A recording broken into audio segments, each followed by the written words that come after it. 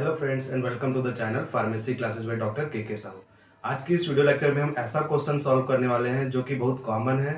बहुत लोग तो क्वेश्चन देखते ही इसका आंसर बता देंगे, बट ये बहुत सारे एग्जाम में पूछा जा चुका है, इसलिए मैं ये क्वेश्चन यहाँ पर रख रहा हूँ। So let's see the question.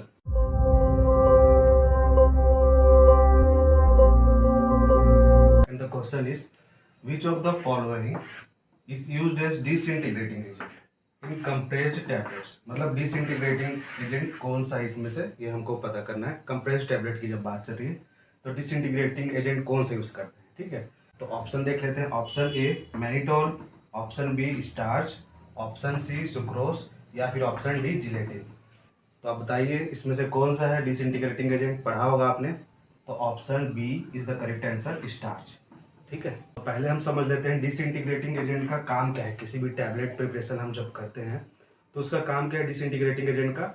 देखिए, जब हम कोई टैबलेट लेते हैं तो उसका मेन काम हम या फिर उससे मेन एक्सपेक्टेशन उस टैबलेट से क्या रहता है, बॉडी पे वो तुरंत जाए, डिजोल्व हो जाए और अपना एक्शन दे।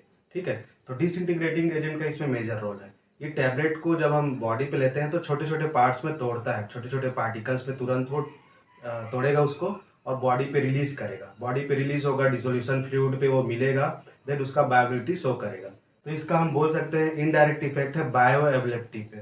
ठीक है, अगर डिसइंटीग्रेटिंग एजेंट ना हो किसी भी टैबलेट पे तो वो जो इंग्रेडिएंट्स है आपस में चिपके ही रहेंगे, कंप्रेस्ड रहेंगे, इजिली नहीं टूटेंगे। उसका हो सकता है डिलेड रिलीज हो और बायोएबिलिटी भी हैम्पर हो। ठीक है, तो डिसइंटीग्रेटिंग एजेंट टैबलेट को छोटे छोटे पार्ट्स में तोड़ने का काम करता है। नाम से ही समझ आ रहा है हमको डिसइंटीग्रेटिंग एजेंट, मतलब इंटीग्रेटिंग को तोड़ रहा है, डिसइंटीग्रेट कर रहा है। अब हम समझ लेते हैं जो डिसइंटीग्रेटिंग एजेंट है उसको टैबलेट पे कब मिक्स किया जाता है। ठीक है, तो इससे पहले हम टैबलेट बनाने का तरीका समझ लेते हैं, तभी हम इसको समझ पाएंगे कि कब मिक्स किया जाता है। तो टैबलेट को जनरली तीन प्रकार से, तीन मेथड से बनाया जाता है। पहला है डायरेक्ट कंप्रेशन मेथड, सेकेंड है ड्राई ग्रेनुलेशन मेथड जिसको हम प्री कंप्रेशन या फिर डबल कंप्रेशन भी बोलते हैं, देन थर्ड है वेट ग्रेनुलेशन मेथड।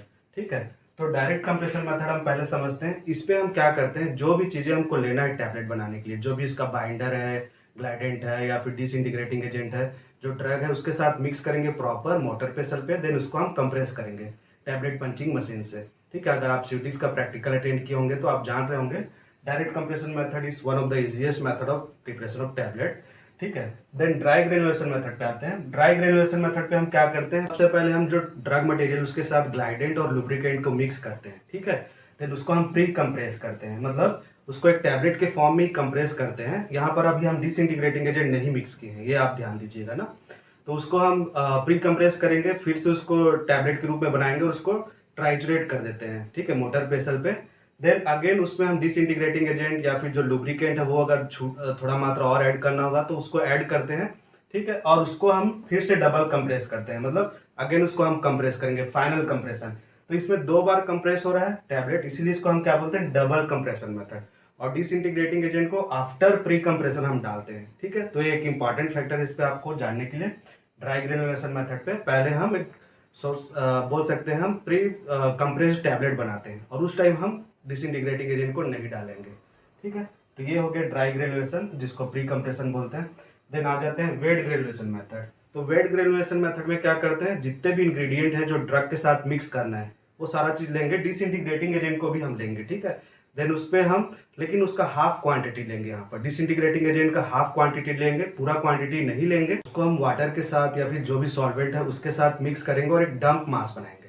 मतलब जैसे कि हम रोटी बनाने से पहले आटे का जो मास बनाते हैं, डंप मास, ठीक है, उसी प्रकार का एक मास बनाएंगे और उसको ग्रैन्यूल्स करेंगे, मतलब उसको सीप से पास करके डिजायर्ड साइज पे ग्रैन्यूल्स बना लेंगे।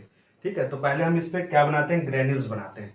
देन उसको ड्राई करेंगे अवन पे या फिर एयर ड्राई करेंगे, जैसा भी ड्रग का रिक्वायरमेंट है।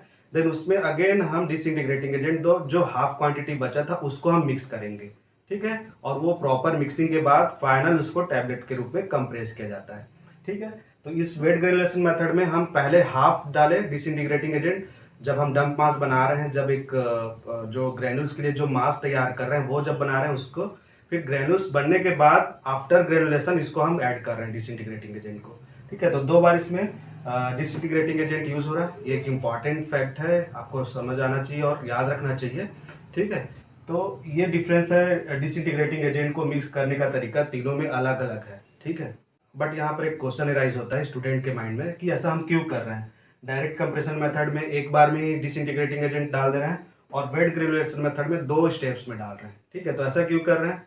तो देखिए, जो वेट ग्रेनुलेशन मेथड से जो टैबलेट बनता है वो पहले टैबलेट से क्या ग्रेनुल्स में टूटेगा। ठीक है, तो जब हम आफ्टर ग्रेनुलेशन, जब ग्रेनुल्स के साथ जो डिसइंटीग्रेटिंग एजेंट मिक्स किए थे जो ड्राई करने के बाद, उस टाइम वो डिसइंटीग्रेटिंग एजेंट काम करेगा।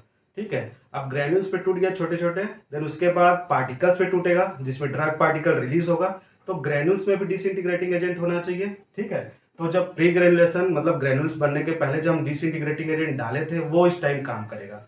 ठीक है, तो इस केस में हम 2 बार जो डिसइंटीग्रेटिंग एजेंट है उसको मिक्स करना पड़ता है। बट यहाँ पर डायरेक्ट कंप्रेशन मेथड में क्या है, एक बार ही कंप्रेस हो रहा है, वो छोटे छोटे पार्टिकल्स में टूटेगा ही, इसमें कोई ग्रेन्यूल्स का चक्कर ही नहीं है।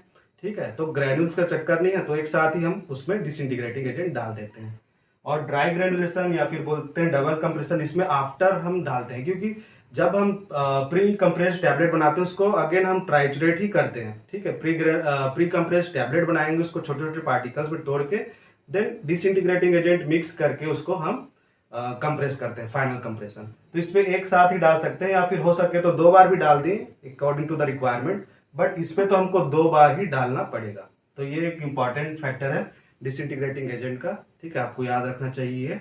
ठीक है, तो अब ये कॉन्सेप्ट जो है क्लियर हो गया होगा आप लोग के माइंड में कि हम ये दोनों मेथड पे एक बार ही डालते हैं डिसइंटीग्रेटिंग एजेंट, और इसमें 2 बार क्यों डालते हैं, क्योंकि इसमें ग्रेन्यूल्स बनना रहता है। सिंपल सा कॉन्सेप्ट है। ठीक है, now we will see how it works, मतलब ये काम कैसे करता है ये हम देख लेते हैं।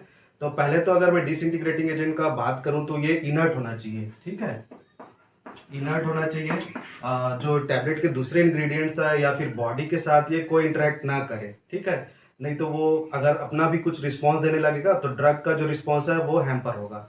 ठीक है, जैसे कि स्टार्च के केस में हमने देखा, स्टार्च इसका एग्जाम्पल है, तो स्टार्च का एज सच कुछ मेजर एक्शन बॉडी पे नहीं रहेगा और दूसरे इंग्रेडिएंट के साथ भी वो इंटरेक्ट नहीं करता, कंपेटिबल है। तो डिसइंटीग्रेटिंग एजेंट जो है वो इनर्ट रहना चाहिए। अब हम देख लेते हैं ये काम कैसे करता है। तो इसका सिंपल सा वर्क है, 3 स्टेप में इसका वर्क है। पहले ये एब्जॉर्ब करता है।